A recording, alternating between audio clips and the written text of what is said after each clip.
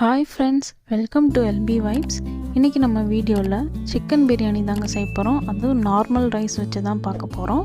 வாங்க எப்படி செய்கிறதுன்னு பார்த்துடலாம். அதுக்கு ஒரு பாத்திரத்தில் 250 ml எண்ணெய் ஊற்றிக்கோங்க. அதுக்கப்புறம் கொஞ்சமாக பட்டை, கிராம்பு, ஏலக்காய், பிரியாணி இலை இது எல்லாமே ஒரு 5 நம்பராக போட்டுக்கோங்க. இது எல்லாத்தையும் சேர்த்து வதக்கிக்கோங்க. இதில் 400 கிராம் வெங்காயம் ஆட் பண்ணிக்கோங்க. இதையும் சேர்த்து நல்லா வதக்கி விட்டுடுங்க. அது லைட் கோல்டன் ப்ரௌன் வர வரைக்கும் வதக்கிக்கோங்க. நல்லா வதங்கட்டும். இதோ நல்லா வதங்கிடுச்சு. இப்போ ஒரு 10 பச்சை மிளகா ஆட் பண்ணுறேன்.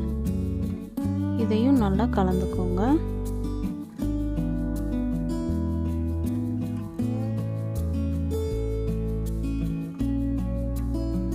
இதில் 100 கிராம் பூண்டு ஆட் பண்ணிக்கோங்க.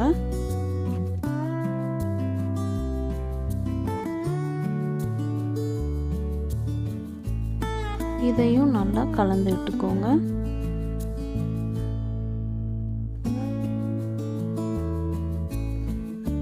நல்லா பச்சை வடை போகிற வரைக்கும் வதக்கிக்கோங்க.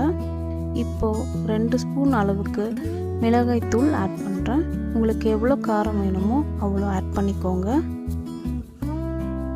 இதையும் நல்லா கலந்து விட்டுக்கோங்க.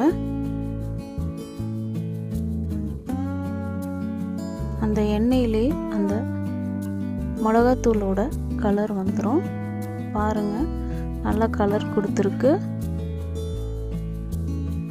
இப்போ அதில் 100 கிராம் இஞ்சி ஆட் பண்ணிக்கோங்க.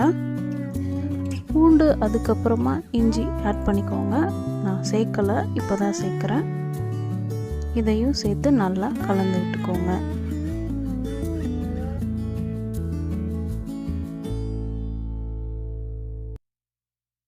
எல்லாம் நல்லா வதங்கிடுச்சு. இதில் 400 கிராம் தக்காளி ஆட் பண்ணிக்கோங்க. அதையும் சேர்த்து நல்லா கலந்து விட்டுக்கோங்க. தக்காளி நல்லா மசிஞ்சு குழஞ்சி வரணும். நல்லா பேஸ்ட்டு போல் வரணும். அப்போ தான் டேஸ்ட்டு கொடுக்கும். அதனால் இதையும் நல்லா கலந்து விட்டுக்கோங்க. தக்காளி வதங்கிறதுக்கு கொஞ்சமாக உப்பு ஆட் பண்ணியிருக்கேன். அதையும் சேர்த்து நல்லா வதக்கிக்கோங்க.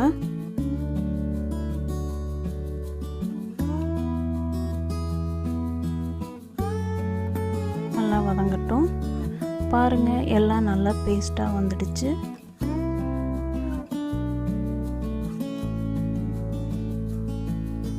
இதில் ஒரு கைப்பிடி அளவுக்கு கொத்தமல்லி, ஒரு கைப்பிடி அளவு புதினா, இது ரெண்டுத்தையும் சேர்த்து ஆட் பண்ணிக்கோங்க. இதையும் நல்லா கலந்து விட்டுக்கோங்க.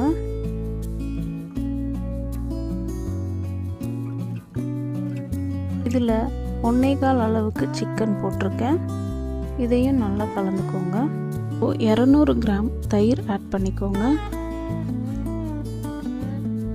இது எல்லாத்தையும் சேர்ந்து நல்லா கலந்துக்கோங்க.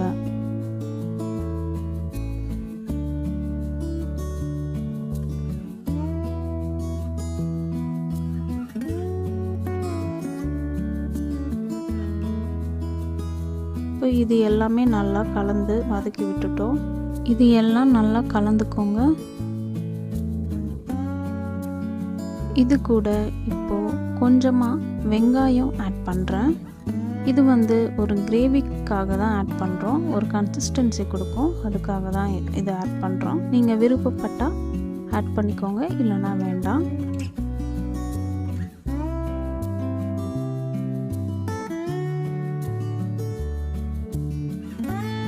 இதில் 700 ml தண்ணி ஊற்றிக்கோங்க. ஏற்கனவே ஒரு பாத்திரத்தில் தண்ணி சூடாக வச்சுருந்தேன். அதிலிருந்து 700 ml தண்ணி ஆட் பண்ணியிருக்கேன். இதையும் நல்லா கலந்து விட்டுக்கோங்க.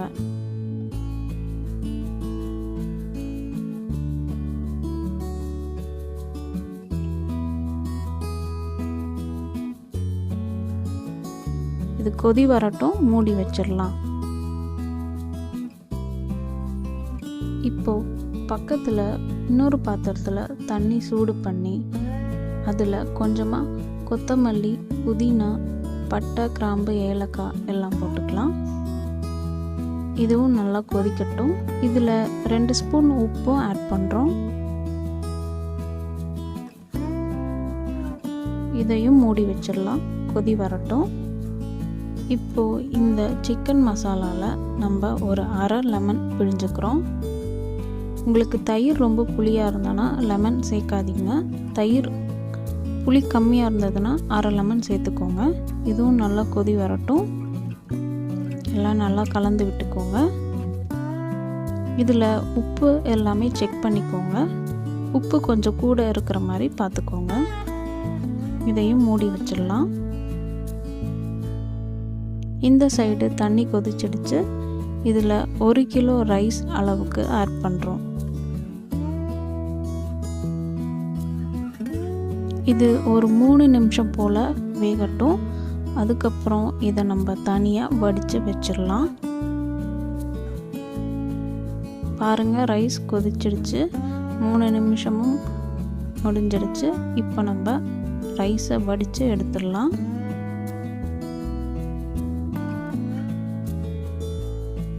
ரைஸ் நம்ம வடித்து எடுத்துட்டோம். இந்த பக்கம் கிரேவியும் கொதிச்சிடுச்சு. பாருங்கள், எல்லா பக்கமும் மாவி வந்துடுச்சு. இப்போது அதில் வடித்து வச்ச ரைஸை நம்ம ஆட் பண்ணுறோம். இது எல்லாத்தையும் சேர்த்து மெல்லமாக கலந்து விடுங்க.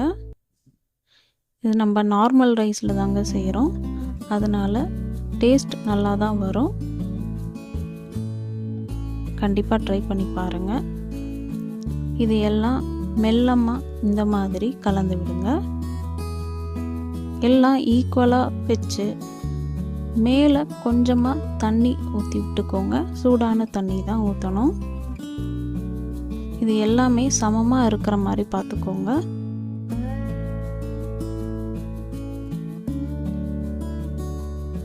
பாருங்கள், கொஞ்சமாக தான் தண்ணி ஊற்றுறேன், அதிகமாக இல்லை. எல்லாமே ஒரே லெவலில் இருக்கிற மாதிரி பார்த்துக்கோங்க.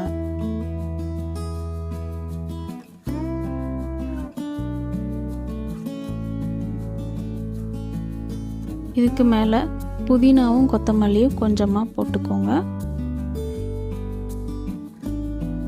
இதையும் மூடி வச்சிடலாம். இப்போது ஸ்டவ்வில் ஒரு பழைய தோசைக்கல் எடுத்து வச்சுக்கோங்க.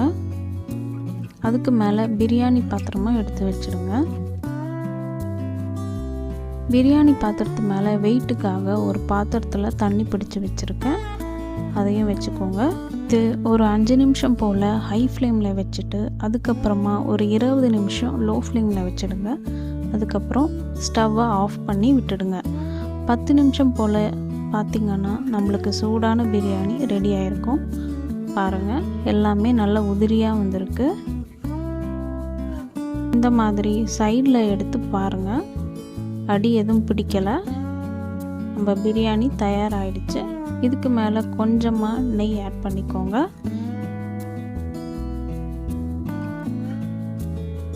எல்லாத்தையும் சேர்த்து கலந்து விட்டுக்கோங்க. அவ்வளோதான், ஈஸியான பிரியாணி ரெடி ஆயிடுச்சு.